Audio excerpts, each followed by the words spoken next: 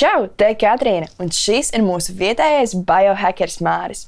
Un šodien raidījumā Labāks dienas mikrodeva runāsim par uzvarām un zaudējumiem. Māri, vai var iepazīstināt mūsu viesiem? Jā, šodien sarunā par uzvarām un zaudējumiem mēs esam aicinājuši studijā divus gan praktiķus, gan sportistus, gan uzņēmējus. Un mums ir studijā Pauls Pujāts, olimpietis un uzņēmējs, un Jānis Tilips, kurš ir arī dizaineris un Brazilian Jiu-Jitsu praktizētājs. Un man tāds pirmais jautājums uzreiz jums, varbūt, Paul, tev, kas priekš tevis ir bijusi varbūt tāda uzreiz atbildot lielākā uzvara un lielākais zaudējums tavā šī brīža pieredzē, ejot uz visu to, ko tu dari? Es domāju, sākot jau no pašas bērnības sportā ar to mentalitāti, tas tev noderēs visu atlikušo dzīvi. Nekad nepadoties, lai kas tev vien nāktu pretī. Bieži vien atlētiem, sportistiem viena no lielākajām tādām sāpēm ir, kad viņi sasniedz dabū kādu ievainojumu, traumu. Un tad viņiem šķiet, ka viss sezona beigusies, vai ne, un tad ir jāatjaunojās. Un tas pats arī biznesā aiziet. Tas pats ir lielāks mērķis un jāsaprot, ka būs kaut kāds šķēršļi līdz tam vispār varēs sasniegt. Un tas nenotiek viena dienas laikā. Tas ir gadiem, mēnešiem, dažreiz pat 10 gadiem, lai tu varētu kaut ko sasniegt tiešām novērtīgi. Tā kā tur ir tās mazie zaudējumi tajā pašā laikā, bet ir tās lielās uzvaras, kas ir jāredz ar vīziju uz tālāk uz priekšu. Jā, nu kā priekš tevis, kas ir? Es pilnībā piekrītu. Tas ceļš ir bijis līdzīgs. Ir bijuši neskaitāmi zaudējumi. Šobrīd lielākā uzvara Brazīlijas Jiu-Jitsu ir šogad uzvarētā zelta medaļa Eiropas čempionātā, prestižākajā Eiropā. Un, protams, ka pirms tam ir bijuši, ja nemaldos, 3 zaudējumi pirmajā cīņā Eiropas čempionātā. Tātad beidzot viss tas darbs un mācīšanās no kļūdām ir atmaksājusies. Un tas ir tas, ko arī Pauls stāsta par to ilgtermiņu, jā? Jā, tas ir ilgtermiņa sistemātisks darbs, neveiksmes, mācīšanās no neveiksmēm un tādā veidā progresēšana un skaista uzvara. Nu redz, par šīm tēmām arī šodien mēs vairāk dziļāk runāsim. Jā, es tieši biju teikt, esmu pasaukuši pareizos džekus, lai par uzvarām parunātu. Varētu uzspēlēt īsu spēli, kas ir fakts vai mīts. Doma ļoti vienkārša, piedāvāšu jums apgalvojumu, un jūs izvērtējat skaļi, kā jums liekas, šis vairāk ir jums mīts vai fakts? Skaidri noteikumi? Jā. Sākam. Tikai ātrs progress ir vērtīgs. Mīts. Jā. Svinot katru mazo sasniegumu, izaugsmes ceļu iespējams padarīt interesantāku. Taisnība. Fakts, jā. Uzvarēt nozīmē pārspēt citus par jebkuru cenu. Mīts. Fakts. Tā. Pakomentē, Jāni. Dienas beigās mēs visi gribam uzvarēt. Un mums ir jāiet, vismaz cīņas sportā, mums ir jāiet iekšā cīņā ar domu, ka pēc cīņas cilvēks mums var būt draugs, bet tajā momentā viņš ir mūsu pretinieks. Es pat teiktu, varbūt ienaidnieks savā veidā. Un mums uz to ir tā arī jāskatās noteikumu robežās. Okay. Neveiksmes sniedz lielāku mācību kā uzvaras. Fakts. Fakts. Noteikti. Ķermeņa robežu pārvarēšana nozīmē nē diskomfortam un sāpēm. Ja neņemam vērā diskomfortu un sāpes. Es teiktu, mīts. Mīts. Uzvara ir galamērķis. Jā, but you need to enjoy the process. Jā, tas... Tricky. Es teiktu... Gan fakts, gan mīts? Jā, tāpēc, ka viņš var mainīties laika gaitā. Tas, ko tu esi vizualizējis, varbūt uz priekšu, tu nekad nezini, kā tavu dzīvi nostādīs, kad varbūt tas nebija tas ceļš, kur tev jāiet, bet viņš tev novirzīs uz pareizo ceļu, un tur aizgāja uz to uzvaru, ko tev vajadzēja. Tāpēc es teiktu, ka mīts. Ok, labi. Uzvarētājus un zaudētājus nereti šķir viena attieksme pret neveiksmēm. Fakts, jā. Jā, noteikti. Fakts. Uzvara nodrošina nemainīgu priekšrocību visās dzīves sfērās. Viena uzvara un varam būt supermens. Mīts. Dažkārt zaudējums ir labākā motivācija. Jā, Fakts. Un pēdējais, grūts un mērķiecīgs darbs var bieži aizstāt dabas dotu talantu? Arī tricky. 50-50. Tricky. Tas, laikam, kā kurā sfērā Jā, sanāk. gan fakts, gan Es teiktu, mīts. mīts īstenībā. Jā, Laikam mīts. sliktās. Ja jāatbild, tad mīts. Mīts, jā. Jā. Okay. Ļoti intensīvām emocijām, kas varbūt trauksme, ļoti spēcīga, bailes par kaut ko, dusmas, kuras izgāzt, nebūtu nekādas jēgas, un tādiem ļoti intensīviem stāvokļiem. Faktiski vislabākais un ātrākais veids, kā nomierināt savu nervu sistēmu, ir diafragmāla elpošana. Un diafragmāla elpošana ir visdažādākie veidi. Un viens no veidiem, kas man īstenībā ļoti patīk, ir ar skaitīšanu. Un tad kā tu tieši dari? Tad mēs mēģinām elpot caur degunu, un mēs mēģinām pagarināt izelpu drusku garāku nekā ieelpu. Un tad ieelpojot un izelpojot, mēs darbinam tādu plaušu apakšējo daļu vai diafragmu. Un tīri tehniski, kā to var izdarīt, ir, ka mēs varam vispirms patrenēties, uzliekot rokas uz vēdera, un mēs varam sajust, ka lēnām ieelpojot, mums tā apakšējā roka vai rokas paceļās uz augšu, tad mēs piepildam vēderu ar gaisu, piepūšam tā kā balonu. Un, lai būtu vieglāk sajust to tempu, viens no variantiem ir skaitīt lēnām līdz 4. Tad būtu 1, 2, 3, 4, ieelpojot. Un atpakaļ mēs varam dabūt izelpu lēnāku, skaitot vienkārši no 4 līdz 1. Tad 4, 3, 2, 1. Un tā mēs darām kādas 10 reizes. Runājām par zaudējumiem un kā zaudējumi tiešām mums var būt labākie skolotāji. Varbūt varat pakomentēt, Jāni, tu, kādas ir šīs vērtīgākās mācības, ko tas tieši no zaudējumiem iegūs? Vairāk cīņas laikā piefiksētās kļūdas vai tie tā teikt caurumi, kas ir tavā cīņā, tavā geimā, mēs tā saucam. Un tu atgriezies atpakaļ un tu sāc strādāt pie tām kļūdām, kur tu nokļūdies, tev pretinieks vinnēja, noķēra uz kaut kādu submission. Un tā. Protams, ka tas, kas iet labi, bet jā, tieši tās kļūdas, kuras to parāda pretinieks izgaismā. Un Pēl, kā tev ar zaudējumiem? Es skatos, ka atlētiem ir ļoti līdzīgi rezultāti. Ļoti līdzīgas lietas saskan. Tieši tas pats ir. Tieši pēc tiem zaudējumiem tu redzi tās kļūdas, kuras tev pieļāvis, vai ir vienkārši sanācis tā, un redzi, kuri tev vājie punkti, uz kuriem tev vajadzēs strādāt vēl vairāk. Bet atlētiem ir tā atšķirība, ka viņi arī strādā uz tiem punktiem atšķirībā no tāda general public vai parastā cilvēka. Ja mums ir tas lielais ilgtermiņa mērķis, mēs zinām, kur mēs dodam, tad attiecīgi tā cīņa, kur es zaudēju, es pēc tam sēžu, analizēju pats ar treneriem, nezinu, ar vecākiem, ar visu atbalstu cilvēku grupu, kas man ir. Tas ir tas, kā jūs darat to, ja? Nav jau variantu, ja tu gribi tos rezultātus. Ģenerāla publikai varbūt nav svarīgi tās sacensības un panākumi, tāpēc viņi tur aiziet, pakustās.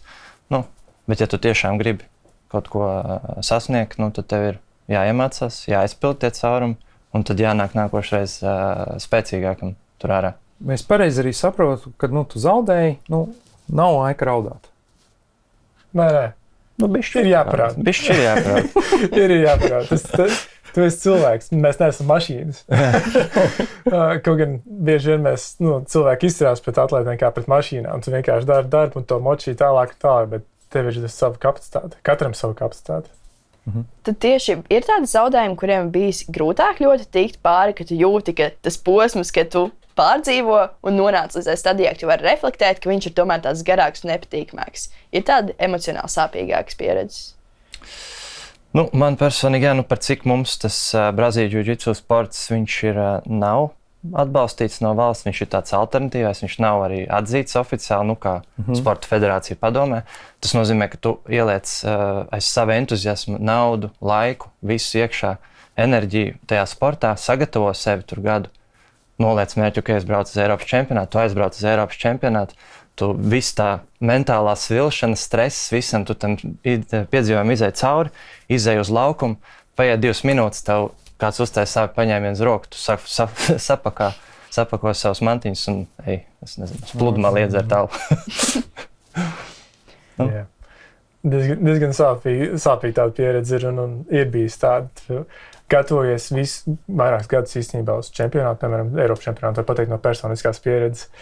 Un tīpaši pusauģu vecumā, kad tev emocijas svārstās no augšas uz leju. Un kārtlikšanā, tie sporta veidā tā, tev ir 3 mēģinājums katru augstumu, bet tu vienu nepārlec, tas sanāk, ja tu 3 reizes mēģini nepārlec, tas sanāk, tev visas sacensības beigušās. Un man tā ir bijis nevienu reizi, bet 2 reizes Eiropas čempionātā. Tu pieminēji jauniešus.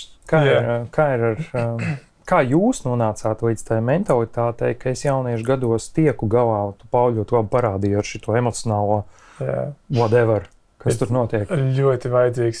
Vislabāk ir, ja tev ir mentors kāds, kas tiešām to varētu atbalstīt. Es pats personiski pieredzējis esmu tā, ka nevis tevi paskaidro un atbalsta, bet tev tieši vairāk paļauj virsū un nosoda par to, ka kaut ko tu neizdari. Man personiski tā pieredze, un es arī citiem draugiem, kas arī sportā nodarbojās ar mani viņam līdzīgi pieredzi bijusi. Es nezinu, bet tev ir kaut kas piebilstams tā klāt. Es teiktu, tādā dziļākā līmenī, tajā psiholoģiskajā, es iegāju vēlāk dzīvē, es teiktu. Jo es augstskolā mācījos, viens no priekšmetiem diezgan daudz psiholoģiju. Super. Dažādi, sākot ar klīnisko, sociālo un vēl visādi. Un tas man ļāva kaut kā sevi labāk, protams, saprast. Un līdz ar to arī sevi kaut kā mentāli nostādīt, strādāt ar savām emocijām, ar savām domām, redzēt sevi kā atsevišķu kaut kādu daļu. Ok, šitas esi tu ej cīnīties, kā tu jūties. Un ok, es stresoju, tu vari stresot, tas ir normāli, vai ne, stresot. Bet tā kā sadzīvot ar to stresu kā atsevišķu kaut kādu daļu, kad ok, es stresoju, bet es tāpat eju tur un es esmu, mentāli stabils. Un otrs moments, tā psiholoģija, un otrs, tā kā jau liela daļa, kas aizraujas ar martial arts, austrumu cīņu mākslām, pišķiņu palasa arī filozofiju, vai vismaz vajadzētu palasīt filozofiju. Tos pašus samurajus, piemēram, ko viņi raksta un kā viņi strādā ar sevi. Skaidrs, ka tur mūsdienās samuraju tu neies staigāt, neduelēsies ar zobeniem ar nevienu, bet vismaz kaut kādas lietas vērtīgas priekš tā mindset var paņemt, tas arī domāju noturēts. Kur tu, Pauli, mācījies tās mindset lietas, psiholoģiju, lai pārvarētu, tās uzvaras zaudējumus? Tas viss nāca tikai tad, kad es aizbraucu uz štatiem un tur mācījos universitātē. Un sapratu, ka tu esi viens pats, principā. Tur ir tavi domu biedri un tavi treniņu biedri, bet viņiem arī nav tā mentalitāte. To pašam, principā, jārukājās. Un grāmatas ir viena no lielākajām, labākajām lietām, kuras ieteiktu. Es, kā piemēru, pateiktu Sadhguru, vienu no grāmatām, kur man ļoti palīdzēja Inner Engineering, iekšējā inženierija, tā laikam arī. Okay. Un tad otra grāmata, ko es ļoti ieteiktu, kuras vēlāk tikai atradu, bija Eckhart Tolle, The Power of Now. Okay. Tā arī bija diezgan laba grāmata. Varbūt ne diezgan vienkārši, lai cilvēkiem varētu to saprast. Katru reizi, kad viņi izlasa, daudz jaunu informāciju vēl pēc tam atnāk. Bet jā, mentori ir vislabākais. Ja tev ir foršs, superīgs, saprotošs treneris, coach, vecāks kaut vai ģimenes loceklis, tas ir superīgi. Ja tev tāda nav un tu esi otrādāk, tad tev, diemžēl, ir jāiet tam smagākam ceļam, kas ir diezgan ilgs ceļš arī. Man pagāja, man joprojām iet, es domāju, tā ir visa dzīves process, ka tu turpini strādāt ar sevi. Tur paiet 10 gadu ilgi, kamēr tu vari saprast. Tīpaši, ja tev nav pašā bērnībā iedot pati bāzi. Ja tev iedod pašā bērnībā pati bāzi, tas ir superīgi. Tad tev tik dzīve ir tik viegla un tik vienkārši. Tu saproti lietas, kāpēc cilvēki tā pret tev attiecās, kāpēc viņi reaģē tā. Kas ir tā bāze bērnībā, kas noteikti jums abiem diviem ir kaut kāda bāze, uz kuras jūs balstaties un nonācāt šobrīd līdz tām izpratnēm, kas jums ir? Jāni, tev var noteikti ir kaut kāda bāze, kas ielikta, kāpēc tu esi... Es teiktu, ka mani vecāki lielā mērā, jo viņi arī bija tā diezgan, chill, tā teikt. Un jā, protams, ka bija savas atbildības un tā, bet kopumā es tā kā varēju diezgan daudz brīvi darīt, ko es gribu, kā es gribu, un manuprāt, tas iedeva tādu drošības sajūtu iekšēji arī, Un vienmēr vecāki slavēja, jo malets tur tā un šitā. Varbūt tie panākumi nebija vienmēr lieli, bet tāpatās tā kā nebija nekāda kompleksa radīti bērnībā, kas man pēc tam liktu kaut kā, es nezinu. Jā, tas ir superīgi. Ja tāda iespēja ir un tāda vecāki ir, kur tiešām zina, kā uzaudzināt bērnu. Tas ir fantastiski. Tad tev nevajag iet cauri paša sevis izaugsmē. Bet pēc tam tu vari citiem arī, teiksim, tāpēc, ja tu saproti. Tam, cik daudz mēs dzeram, kā mēs dzeram un ko mēs dzeram, ir vienlīdzīga nozīme. Tātad vislabākā ūdens dzeršanas tehnika. Dienu iesākam ar siltu ūdeni, lielāku daudzumu un lieliem malkiem. Dienas garumā savukārt dzeram mazākiem malkiem un bieži, jo dzert tomēr 4,5 litram, tā nav pareizā izvēle. Pareizākā izvēle būs dzert maziem malkiem bieži un maksimāli ar uzmanības veltīšanu šim procesam. Jo no mūsu uzmanības arī ir ļoti atkarīgs tas, kā šis ūdens uz mums iedarbosies. Un vispareizākā poza dzeršanai būs tieši sēdus, par ko arī saka ajurvēda un arī Korāna raksti, jo tas nepalielinās gaisa elementu vatu mūsu organismā un arī labvēlīgāk iedarbosies uz mūsu aknām šis ūdens. Tā kā sēdus, bieži un maziem malkiem dienas garumā, tā būs pareizā atslēga. Vai sanāk, jūsuprāt, sports ar jums palīdzēs ļoti tieši ar emocionālo inteliģenci? Vai tā daļa, kas tātad sportā pielietot, jums arī palīdzēs parastajā dzīvē? Vai jūs pamanāt, ka, cik forši, ka es ar šo nodarbojos, cik forši, ka es sev šo iemācījos, jo pēc tam parastajā dzīvē, parastajās situācijās man arī ir vienkāršāk? Ir tāds sajūts? Jā, tas, kad, var trenēties, piemēram, Brazīļu čicu, vienkārši man patīk process, man patīk iemācīties skaistas tehnikas, man patīk vinnēt savus biedrus un justies spēcīgam. Tas ir parastais veids, kā to var darīt. Bet tu vari arī paņemt klāt, piemēram, to pašu filozofiju. Mums jiu-jitsu ir tas 3 stūris mind, body and spirit. Un tad tu visas tās 3 komponentes var attīstīt. Savu prātu, caur to pašu cīņu, savu spiritu, savu zaudējumiem un ķermeni. Bet par prātu, tas pašs no kļūdām mācīties, analizēt viņus, tas ļoti atsaucās. Un es arī cenšos proaktīvi to savā ikdienas dzīvē iesaistīt, piemēram, darbā dizainā. Tur arī mēs taisam dizains, uztaisam tur smuku aplikāciju, un tad mēs viņu vedam pārbaudīt pret lietotājiem, vai viņi strādā vai nē. Mēs viņu notestējam, mēs atrodam kļūdas, sliktu dizainu, mēs neejam atpakaļ, mēs turpinam attīstīt, lai viņš ir labāks. Tas pats ar cīņu. Mēs trenējamies, mācāmies tehnikas, mēs aizējam uz sacensībām, mēs notestējam sevi, savu tehniku, saprotam kļūdas. Ok, tā slikti strādā, mēs atgriežamies atpakaļ, ja mēs taisam savu dizainu labāku, savu cīņas dizainu. Viens no piemēriem, kā es to cenšos kaut ko bišķiņ ekstra savā dzīvē ielikt, lai tā nav plika cīņa. Es eju cīnīt. Paul, kā tev uzņēmējdarbība, mindsets, sports, pieredzes? Jā, profesionālais sports, viņš, teiksim tā, nav pārāk labs uz cilvēku veselīgo ķermeņu uzturēšanu. Viņš ir cilvēku maksimālā pušošana uz maksimumu, un tur tu bieži vien salauz ar sevi. Tas var būt mentāli, tas var būt fiziski. Varbūt abdīvi kopā, ja ļoti nemāk uz tevi rīkoties. Jā. Un tāpēc tu ļoti labi izproti sevi, cik ir tavs kapacitāte, kāds ir tavs limits, un tad tu zini, cik tālu tu vari pušot. Tas pats arī biznesā aiziet, tas pats ir uzņēmēju darbībā. Tu saproti, cik daudz tu vari uzņemties un cik daudz tev vajag, tev ir treneri, tev ir fizioterapeiti, tev ir citi cilvēki atbalstātāji. Kad tu ej biznesā, uzņēmējā, tu zini, ka tu nevari būt viens pats. Tev jābūt vairākiem cilvēkiem apkārt. Un, Tu uzņēmējdarbības mērķis ir pelnīt, tur nav citu variantu. Ja tev nav rezultāta, un arī dot, protams, ja tev ir vērtība klientam, tev ir peļņa, tev ir rezultāts. Tas pats arī sportā. Tā kā tur ir analoģiski soļi, kuriem mēs ejam cauri. Jā, tur tas mērķis ir. Tur tas mērķis ļoti skaidrs ir, principā. Tur nav variantu. Bet kā līdz tam mērķim tikt, tur tev vajadzīgi tie pareizie mentori, pareizās lietas, lai tev nevajadzētu tik ļoti mācīties savām kļūdām. Tas pats galvenais. Vai auditorijai jaunieši šobrīd, teiksim, arī man ienāca prātā ideja.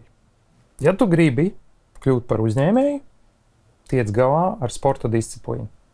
Piekrīt? Nepiekrīt? Kā jums liekas?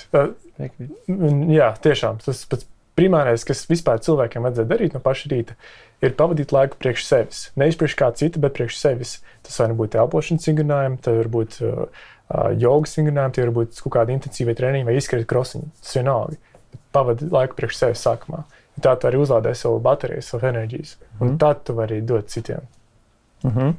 Es pati agrāk intensīvi nodarbojos dejošanu, un tajā mirklī man tieši aiziet un padejot, tu nonāc gan arī kā citā planētā. Vienā mirklī tu aizmirsti pēkšņi viss, kas tev ir apkārt, tu tiešām esi ar sevi un savu ķermeni. Vai jums arī jūs izbaudat šo gan arī tā kā baudu, to high stāvokli, no tā, ka tu beidzot sapakaļ, nav nekas cits apkārt, tikai es un mans ķermenis? Es pat teiktu, ka es esmu treniņu laikā tādā kā meditatīvā stāvoklī. Tā ir cīņa, kā labi, jau tas līmenis ir diezgan augsts dabūts, un tas nozīmē, ka tā tehnika arī, un tas nozīmē, ka es varu vairāk atslēgt savas smadzenes, jo vairāk strādā jau kaut kāda muskuļa atmiņa, un es pat esmu piefiksējis cīņas laikā, kad es reāli domāju par kaut kādām, ikdienas lietām, bet mans ķermenis autopilotā vienkārši darbojās. Viss notiek, es tur vinnēju, tur pretinieks pozīcijas, viss, bet es tā kā, kaut kā tā jau tuvu meditatīvam stāvoklim tā cīņa aiziet. Tā kā, es teiktu 100%.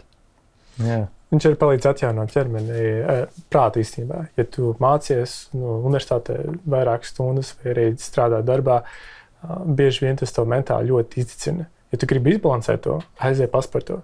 Bieži vien sēžot, it īpaši mūsdienu dzīves stils ir sēdēt pie datora, pie telefona, obligāti vai kaut ko fiziski izdarīt, tāpēc, ka tas var ieiet depresīvā stāvoklī.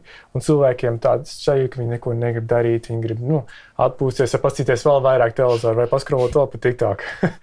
Bet tajā brīdī, kad tu zini, ka tu esi pabeidzis savu darbu, kas tev tur ir, pie savas pienākums, tā teikt, aiziekoties 5-10 minūtēm izdarīt kaut ko. Tas nav daudz. Un bez tam, kad tu ieies iekšā tajā, tad tev vajag gribēsies vairāk. Un sports treniņi kā tāds ir vislabākais narkotikas, vai tā var teikt, jo viņas, tu nezaudē tās klomkas, laikam tā ir. Tev tikai pakāpeniski paliek labāk un labāku ziņā. Tāpat kā, ja tu lieto kaut kādu kafīnu, zaļo tēju, tev ir limits, cik daudz tā nervu sistēmu viņi var uzturēt, un pēc tam viņš vairāk nav tik jūtīgs. Bet treniņi tieši otrādāk. Tu vairāk trenējies, jo tev lielāks efekts ar viņu paliek. Tas ir pats labākais. Tu kļūsti spēcīgāks, adaptējies, un tāpēc tajā profesionālajā sportā arī ir jau svarīgi, ka ir tās sacensības. Protams. Piemēram, skatoties uz jauniešiem, mums ir, manuprāt, tāda tieksme, man jau nevajag nevienu salīdzināties, man jau nevajag tur nekādas sacensības, es esmu es pats un viss. Kā jūs komentējat šo stāvokli, varbūt sabiedrībā? Droši, jā, es nezinu, es varu no savas, man tas pirmkārt tas sacensības, man tas palīdz man nomērīt savu progresu. Un savu progresu nomērīšanu man motivē iet uz treniņiem. Ja es eju kaut ko darbojos, man nav īsti sapratnes par to, kur es šobrīd stāvu, kurā punktā. Un tās sacensības, protams, adrenalīns atkarība bišķiņ no tā adrenalīna arī un dabūt to visu pārdzīvojumu caur tām sacensībām. Nezinu, tas arī kaut kā ir tā. Pau, kā tu redzi to sacensību nepieciešamību sabiedrībā, nezinu, jaunieši, tur nezinu, 15, 25. Man ir tāds sajūta, ka tā kā nav tāda tieksme uz to. Tāpēc, ka bieži vien viņi uztaisa par tādu stresa radītu pienākumu. Un, ja viņš ir izveidots kā tāds, tad tev ir, tas vairāk nav spēle, kas sports primāri ir spēle bijis vienmēr. Ja viņi nav kā spēle vairāk, tad tu tur ej, tīpaši profesionāli sportā, tur nebūs tik daudz tā spēle. Tur ir vairāk tā kā jau pienākumu un mērķi, kur jāsapild, teiksim tā. Un tad tu pats sevi sāc izveidot stresa stāvokli, uz kur tu, teiksim tā, mēģini tiekties. Bet jā, ir ļoti svarīgi, tieši jaunatnē, tu izveidot tā kā spēli un spēlēt. Būs sacensības, noteikti tur būs vairāk, teiksim tā, cilvēki, kas gribēs būt labāki par citiem, bet ir vajadzīgs tas saprast to, ka nevajag salīdzināt tik daudz sevi ar citiem. Varbūt vai kaut kādam mērķim būt, varbūt jābūt arī kaut kādam savam tam bāzes stāvoklim, kurā līmenī tu esi tagad, un pēc tam, uz kuriem tu virzies. Tu vari sacensības dēļ tā vajadzīgs, teiksim tā. Bet kad tu esi kaujas mākslā, tur ir ļoti atbildīgi. Teiksim tā, tev ir jāiet ar pretinieku, jākaujās, vai ne, jācīnās dzīve uz nāvi, principā. Un tad tur ir visas emocijas iekšā, tas ir citādāk veida atbildība. Man liekas, ka tas ir tas, par ko mēs arī iepriekš runājam, kāpēc tas varētu būt nepatīkami tur sacensties, jo par tiem pašiem zaudējumiem. Un tās sliktās emocijas, ka tu zaudē. Jo, negribu zaudēt. Tu zaudēji vienreiz, otrais, trešoreiz, tev lēnām noplauks. Un tieši tas darbs, un tāpēc ir svarīgi, lai ir tas treneris vai vecāki, vai tu kaut kā pats sevi māci, kad embrace the failure. Un ka tas ir ok. Vienmēr šodien tu esi čempions, rītā tu esi zaudētājs. Tas ir bijis vairākas reizes arī manā pieredzē. Un man liekas, no tā cilvēki baidās. No tām sajūtām. Mēs baidamies kļūdīties, baidamies zaudēt. Jā. Un tas, man liekas, arī ir tāds. Es neiešu, nepiedalīšos, tāpēc es nezaudēšu, tāpēc es esmu savā drošajā vietiņā. Un viss. Bet tas progress tur ir limitēts, es teiktu. Vai lēns. Vai ļoti lēns. Progresīvā muskuļu relaksācija. Tas ir vēl viens paņēmiens, vēl viena metode, kas ir paredzēta patiešām ļoti intensīvas spriedzes mazināšanai. Tā kā, ja mēs mēram savā emociju termometrā iedomātajā, tad ja mums ir dusmas vai bailes vai kādas citi stāvokļi, nemieris, kas tiešām mums ir skalā virs 80, tas ir kaut kas ir ļoti intensīvs, kad mums, gribās kaut gabalos saplosīt vai izdarīt vēl kaut ko tik briesmīgu. Tā kā šādos ļoti intensīvas spriedzes gadījumos ar elpošanu var nepietikt. Līdz ar to būtu vērts intensīvāk pievērst uzmanību ķermenim, lai to spriedzi, kas ir ķermenī, jo spriedzi mēs vienmēr sajūtam visos muskuļos, tā kā tā ir mūsu absolūti dabīgi normāla lieta, tad mēs viņu varam mazināt arī tātad pasakot saviem muskuļiem, ka viņiem vajag atslābt, un līdz ar to mēs arī prātam pateiksim, ka prātam vajag atslābt. Tā kā mēs vispirms intensificējam to savu spriedzi, un pēc tam mēs viņu varam vairāk palaist. Un tad to mēs atkal varam sakombinēt ar elpošanu, tā kā uz ieelpu mēs sasprindzinam, tā kā piemēram šajā gadījumā vispirms mēs sasprindzinam dūres, sasprindzinam, paturam kādas 5 sekundes uz ieelpu, un tad uz izelpu mēs atbrīvojam to muskuļu grupu, un tad mēs pa vidu varam atkal ieelpot un izelpot, un tad ķerties pie nākamās muskuļu grupas. Tā kā, piemēram, sasprindzināt bicepsus, atkal ļoti, ļoti stipri sasprindzināt un atkal atbrīvot uz izelpu. Tie protokoli principā ir atrodami internetā, bet tā ideja pēc būtības ir tāda, ka mēs sākam no ķermeņa augšdaļas, un tad mēs ejam uz vēdra muskuļiem, un tad pēc tam uz gurniem un kājām, tā kā sasprindzināt un atslābinot sistemātiski visas muskuļu grupas. Teorētiski par šo runājam, bet jūs esat dzīves piemērs redzējuši dzīvē, ka cilvēki burtiski netiek galā ar zaudējumu. Viņi zaudē, viņi sapsihojās, un jūs redzat, ka vienkārši tas viss burbulis vienkārši burst, un viņi beigās tur vai nu sabrūk, vai vispār aiziet raudādami un netiek tiem zaudējumiem pāri. Saskirties situācijām šādām? Jā, diezgan. Tas ir neizbēgami, un tā šeit ūdenssportā katram cilvēkam ir savu kapacitāti, savas līmenis, cik viņi var noturēt. Ja viņam nav pareizie resursi apkārt, vai nu cilvēki, vai informācija, tad tas tikai laika jautājums, kad viņi sabruks. Jā, man arī ikdienā treniņos, cik cilvēki ir redzēti, viņi atnāk, viņi trenējās, viņiem sanāk tīri, ok. Viņi piedalās vienreiz, sacensībās zaudē, otro reizi viņiem apstājās tas progress, jo džudžitsu arī no sākuma viss ir baigi forši. Tu mācies, tev viss ir jauns, tu attīsties, wow, visas tehnikas, baigi forši. Un tad tu nonāc tajā pirmajā kaut kādā momentā, kurā tev progress apstāja. Viņš sāk palikt ļoti lēns, un tev ir jāstrādā ļoti fokusēt uz kaut kādām lietām, lai tu atkal... Tad ir tā otrais vilnis, kurā tu aiziet atkal vēl nākamajā līmenī, nākamajā progresā. Un tas pirmais lūzuma punkts ir tas, kurā cilvēki padodās un ļoti daudz viss nevar, man nav progresa, viņiem zūd motivācija, viņi aiziet pa citām dzīves lietām. Vai tu pats arī trenēji vai palīdzi atbalsta kaut kādus cilvēkus? Jā? Es esmu certificēts treneris arī jiu-jitsu. Es tā aktīvi grupas netrenēju, bet es palīdzu savus līdzgājējus, kur nu vien varu, kuram gribās klausīties. Tam es arī stāstu savas tās visas pieredzes. Tu pasmaidīji par to jautājumu, kuram gribās. Ļoti pareizi pateici, kuram gribās klausīties. Nu jā, jo daudz ir, kā vienmēr tas ego jautājums.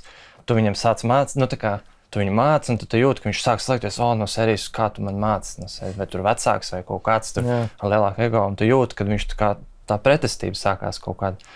Un tajā brīdī, es saprotu, labi, tad viņam nav jēgas stāstīt tās lietas. Ceļā uz rezultātu man ir jābūt tādam, kurš ir gatavs uzklausīt un gatavs mācīties, es nezinu, open-minded, good followers, labs sekotājs, vai tur kaut kādas prasmes ir jābūt, ejot uz rezultātu.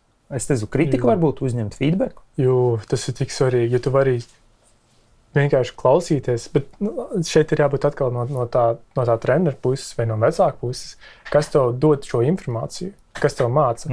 Jo, ja tev māca, teiksim tā, tiešām nepareizas lietas, un tu vienreiz, divreiz jau noklausies, un tu esi mēģinājis, tu esi dabūjis traumu jau no tā, ko viņi tev ir mācīts. Tu, protams, ka būs izvairīsies no tā. Tu sapratīsi, to kaut kas nav kārtībā. Tu man māci kaut kādas lietas, kas man notraumēs jau vairākas reizes. Kāpēc man tev jāklaus ir? Tāpēc tev tiešām vajag, nezinu, varbūt nepierādīt sevi, bet pašam būt kritiskam arī pašam saprast. Pašam ir jālasa grāmatas, pašam jālasa informācija pēc iespējas vairāk. Ir jābūt interesē tur. Ja nav intereses, tad arī bieži vien, ja vienkārši noliedz tā cilvēka kredibilitāti tikai tāpēc, ka viņam nav šodien oma. Man ir pieredze sadarbībā ar profesionāliem atlētiem, ka viņi grib tikai labākos, kas viņiem dod padomus. Kā atrast labākās? Jā, protams, tas ir jautājums. Bieži vien viņi ignorē tiešām, varbūt, kas nav tik populāri, bet, godīgi sakot, viņi ir pareiziet dažreiz cilvēki, kur tev var iemācīt labās lietas. Jo es domāju, to var kurš cilvēks uz pasaules saprast, ka tev māca kaut kāds tuvs cilvēks, piemēram, vecāks. Bieži vien mēs neklausāmies viņu, mēs viņus tūnojam ārā. Pastāst, kā cits no malas tieši to pašu, tu sāc klausīties to pēkšņi nenokā. Tā ir tā psiholoģija, tās attiecības. Jā. Kā tu, Jāni, šo varbūt vari komentēt, vai tā pieredze tev? Es teiktu, ka pirmkārt es no katra var paņemt kaut kādas lietas. Piemēram, tur cīņā mums viens ir speciālists tur vienā kaut kādā lietā, viens ir citā un tu vari paņemt kaut kādas atsevišķas lietas. Es personīgi, piemēram, arī daudz mācos no amerikāņu meistariem, lielajiem top skolām, jiu-jitsu, kam apakšā paspārnē ir komandas, titulētas komandas. Es ņemu viņu DVD vai viņiem, visu, tagad resursi ļoti daudz pieejami, un es vienkārši mācos no labākajiem. Un tad, man nav tur varbūt individuāli tur blakus cilvēks, kurš parāda, bet vismaz man ir video, kurus var 150 reizes skatīties detalizēt, un tālāk jau attīstīt. Tā pieredze, ko tu Amerikā biji, vai priekš mindseta un prāta stāvokļa tu dabūji tādu kā, varbūt, es nezinu, upgrade savādāku? Var tā nosaukt? Es domāju, jebkurā pasaules marā, ja tu aizbrauks vai aizlidos kaut kur citur un mācīsies, vai arī būs tajā surroundingā, tajā cilvēku kopienā, kas tur ir, tev nebūs izvēles kā tikai mācīties, jo tas tev pavērs pavisam citādāk pasauli, kā cilvēki dzīvo citur. Kaut vai nevajag braukt uz Ameriku. Tu vari braukt tepat, kaut vai uz Vāciju, uz Franciju, vienalga kaut kur. Tas, ka samainīs to citādāko vidi, tu sapratīsi to, ka var būt citādāk, un tas tev liks vienkārši iziet ārā no komforta zonas un saprast, ka tev ir iespēja būt citādākam arī. Paņem kaut ko labu, cerams, no tās kultūras un ievest savā dzīvē to pašu, ja tas tev palīdz, protams. Man personiski Amerika ļoti palīdzēja izaugt, saprast to, kad aizbraucot uz Memphis, Tennessee, kas ir tāds riktīgs dienvidu štats, kur ir tāds baigais Southern hospitality, tā teikt. Cilvēki ir ļoti laipni, ļoti jauki, un man, piemēram, teiksim tāds cilvēks, tur arī diezgan viens no lielākajiem kriminālajiem noziegumiem riskiem Amerikā. Ja nekļūdos 2. vai 3. vietā. Mēs šaušanas dzirdējām principā katru 3. 4. dienu. Tas bija diezgan normāli tur. Bet cilvēki lielveikalos pašā tā šaudīšanās noteikti tikai ir starp bandām. Tur vienu ar otru viņi pašos tur neieliek iekšā. Bet, kad tu esi lielveikalā, cilvēks tev, tā kā blakus man te Jānis ir, viņš tev eju garām, viņš tāds, excuse me, sir, ne, es atvainojos, kungs, pateiks tev tāds, kurš izstās no bandas čalīts, viņš tev atvainosies, ka viņš tev vienkārši pieiet garām.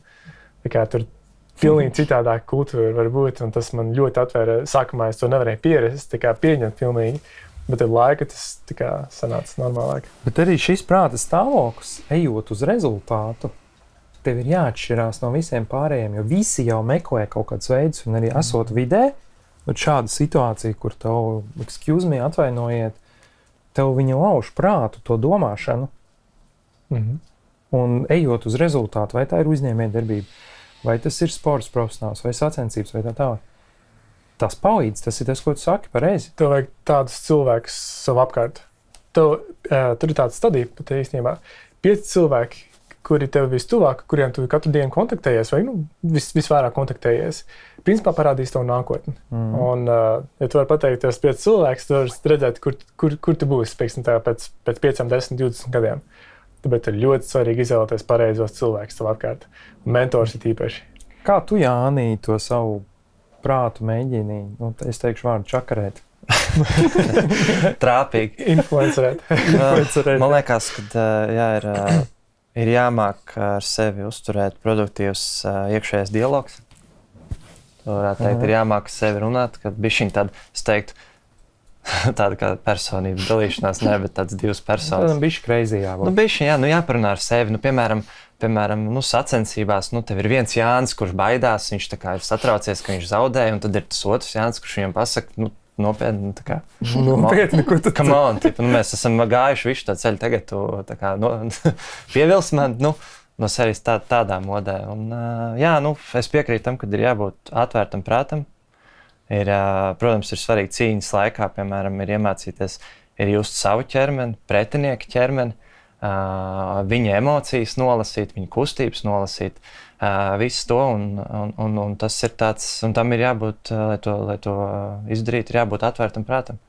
Tev ir jāmāk, es pat teiktu, tas jau bišķiņ dziļi filozofiski tieši, bet ir jāmāk savs prāts iefokusēt tādā mazā lietā, un tad ir jātrenē prāts atzūmot atpakaļ un redzēt visu to kopējo. Piemēram, es cīnos par kaut kādu tvērienu, es esmu tur, un tad es vienā brīdī atzūmoju, un es redzu visu kopējo bildi. Un tā kā, un tā tu apmēram, kā teikt, to perimetru visu. Jā, tu minēji tieši apvienošanos ar sevi, un iepriekš arī Pauls teica, ka kā ir ķermeņi, tiešām jums ir nogurdināti liels darbs.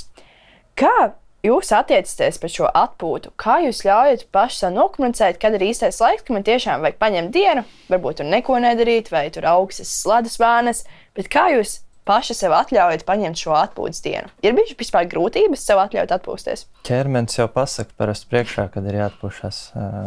Bet, protams, šeit tas fanātisms jau ir tāds brīžiem, ka tu jau esi nogurs un tev tur sāp viss un tā. Bet tu tāpat tā kā nē, es iešu, un tad ir tas fear of missing out, kad tas iekšējais dialogs varētu iet, nē, tā kā, bet atpūties, bet nē, es nokavēšu, tā kā tās ir wasted hours. Un tad, protams, ir tā cīņa, bet, kā kurreiz, kurš vinē, šeit tomēr piespied sev palikt mājās. Šeit tad to aizēja, bet tad, kā es teicu, ķermenis jau pasaka priekšā. Temperatūra vai vēl kaut kas notiek, un tad tu esi spiests palikt nedēļu. Ir bijušas arī tādas situācijas, kur es arī trenējos, un vienā brīdī vienkārši plaks, un tu vienkārši nedēļu ķermenis paņem restē. Guli mājās, un tāds, labi. Kā tev, Paul, kā tu ķer ārā šos? Ļoti pareizi pastāstīja par to, ka ķermenis tiešām jūt, bet dažreiz tas fans un tas, man jābūt labākajam, man ir jāturpina. Tev vajag kādu cilvēku, kurš tev pasaka, viss, apstājies, ej mājās, ej skatīties movies, spēlē spēles, vienalga ko, bet neko nedara vairāk. Ir jābūt tam cilvēkam, kas tev pasaka stop. Ir īpaši jaunākos vecumos. Es pēc personiskās pieredzes domāju, tas ir ļoti daudziem atlētiem īstenībā, kurus es arī trenēju. Viņi grib turpināt, un iet, un viņi tev sev pārdedzina, un pēc tam viņiem daudzreiz ilgāks laiks, lai atjaunotos. paiet.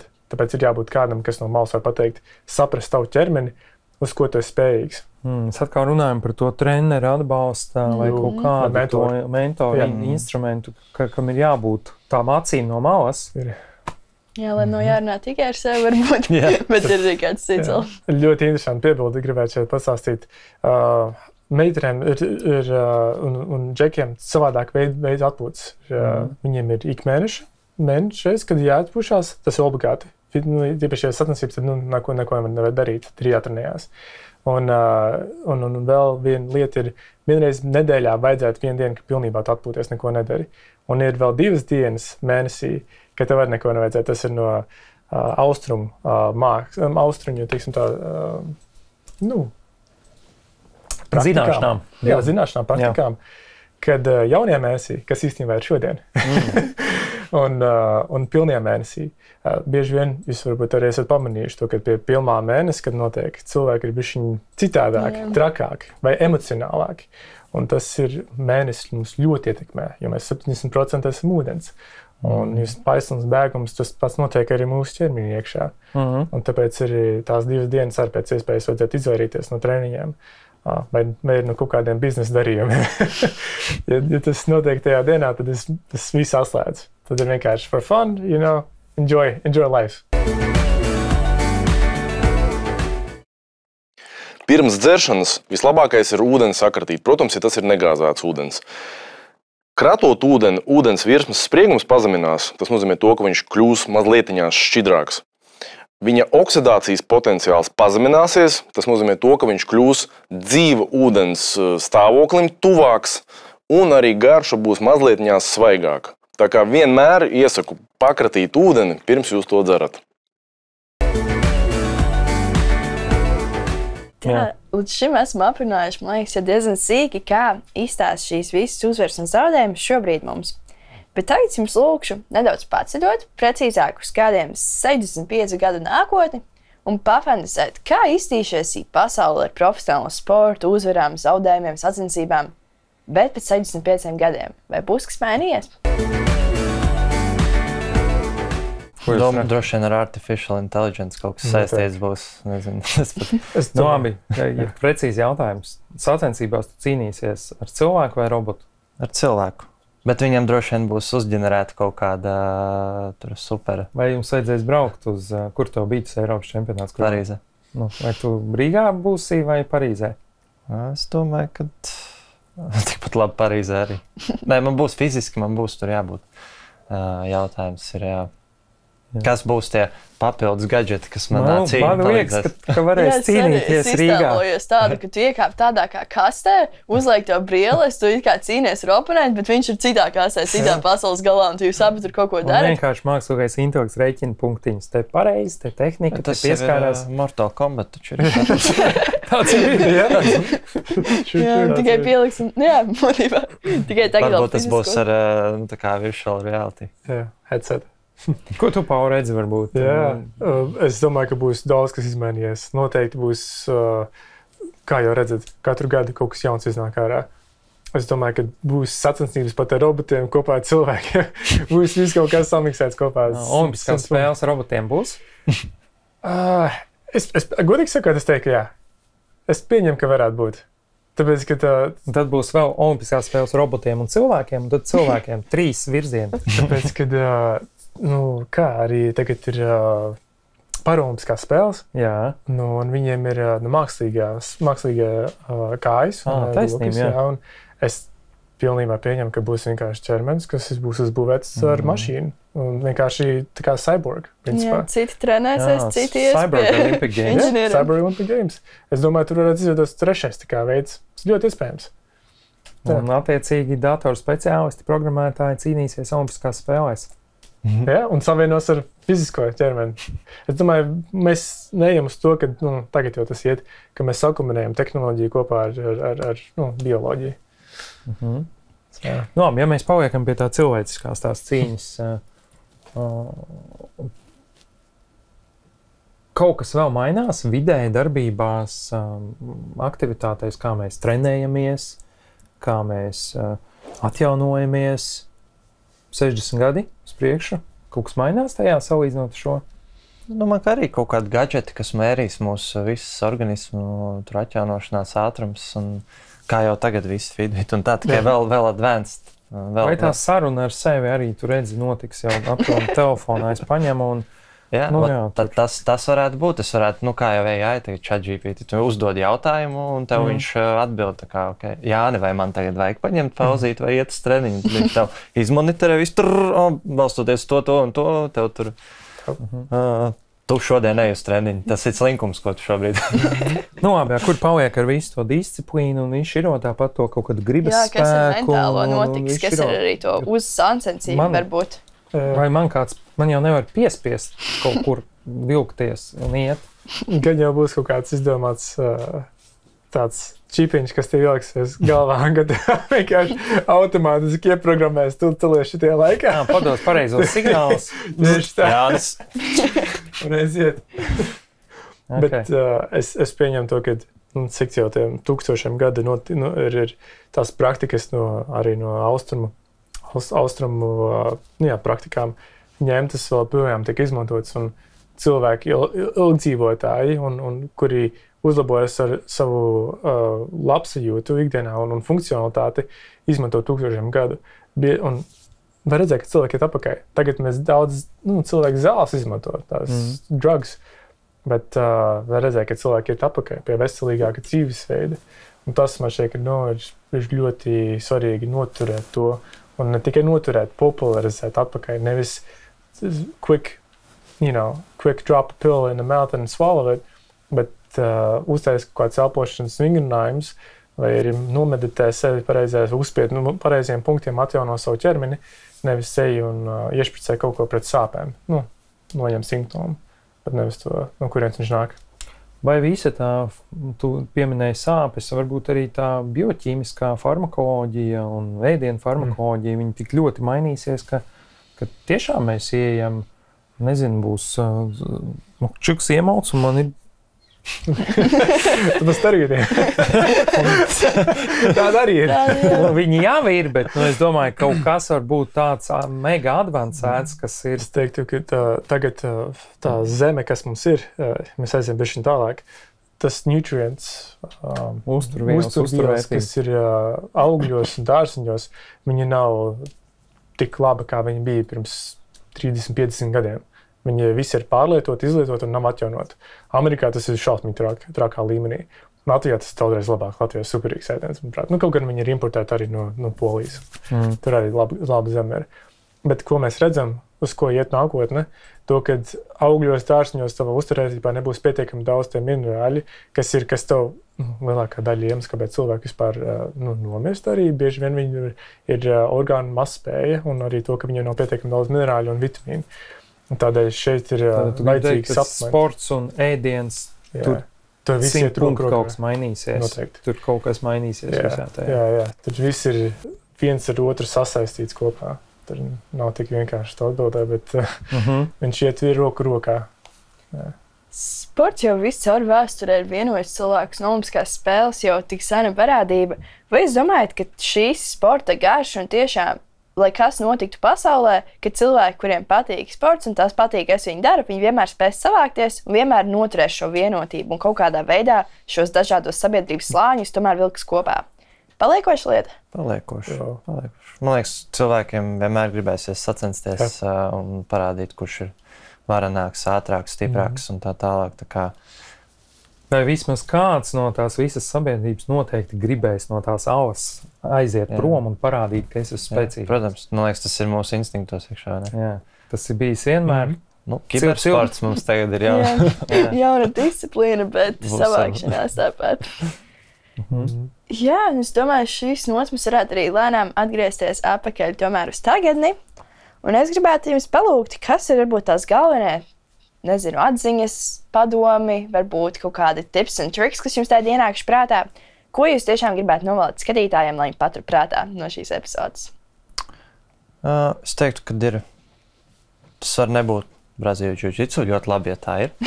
Bet ir svarīgi atrast to, kas tev patīk.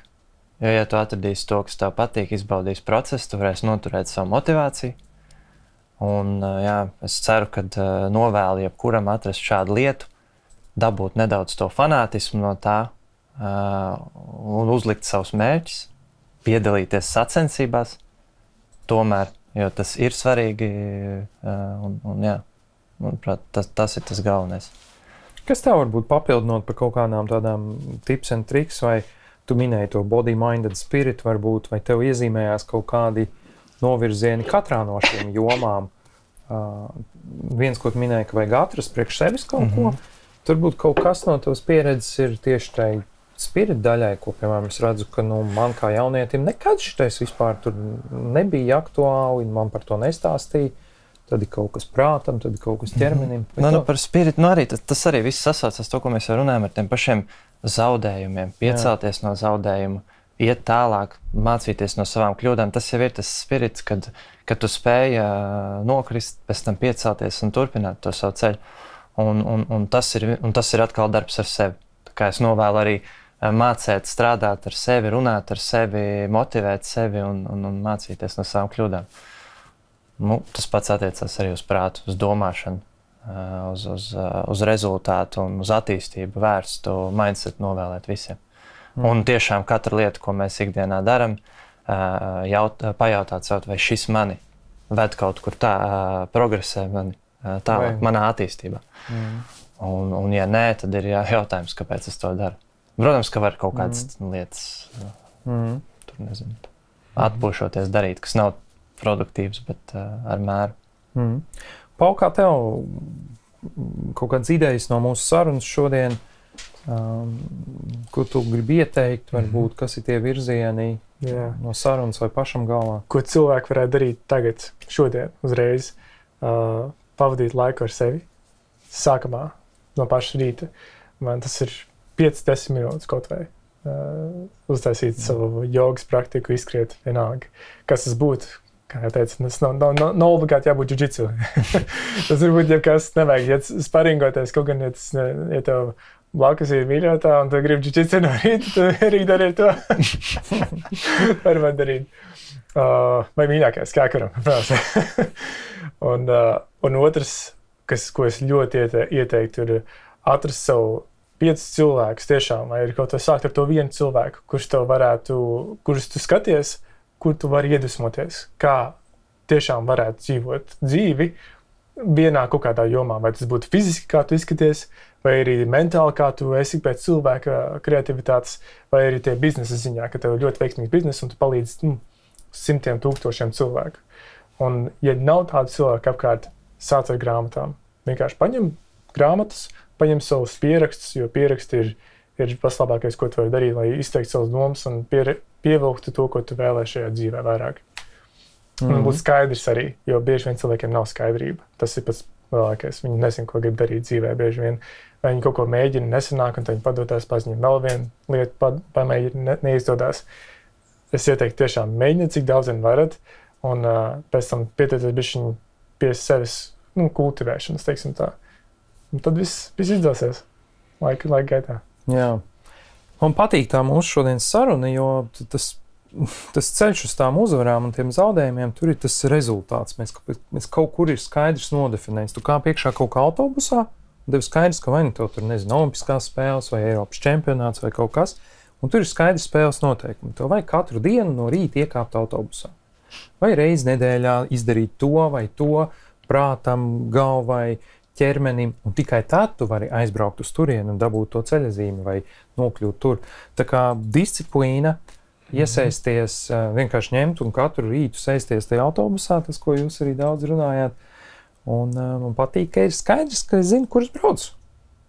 Ir kaut kāds rezultāts. Jā.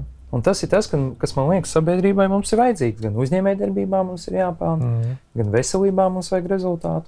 Gan sacensībās mums vajag tās uzvaras, un tādā veidā mēs to fizisko, mentālo arī celsim. Man no šodienas tāda ļoti šāda atziņa atnāca. Jā, es tam pilnībā piekrītu. Es vēl gribētu piebilst, laikam no manis tāds kā novēlējums, gan drīz būtu katram tiešām atrast to lietu, kurā tu vari pazust pilnībā, kurā tu vari aiziet un sakonektēties pilnībā tomēr ar sevi. Un tas arī sasaucas ar to laiku priekš sevis. Ja tu atradīsi to vienu lietu, tu zini, tā ir tava personīgā viena lietiņa, ko tu vari aiziet, un tu saslēgsies ar sevi, saslēgsies savu prātu un varēsi lēnām izstrādāt arī kaut kādām problēmām cauri. Bet jā, man arī liekas ļoti skaista saruna, un es gribētu teikt paldies lielu jums abiem, un paldies tev arī, Māri, paldies klausītājiem. Paldies jums. Un tad jau tiekamies nākamajā epizodē. Tā! Čau! Čau. Tā.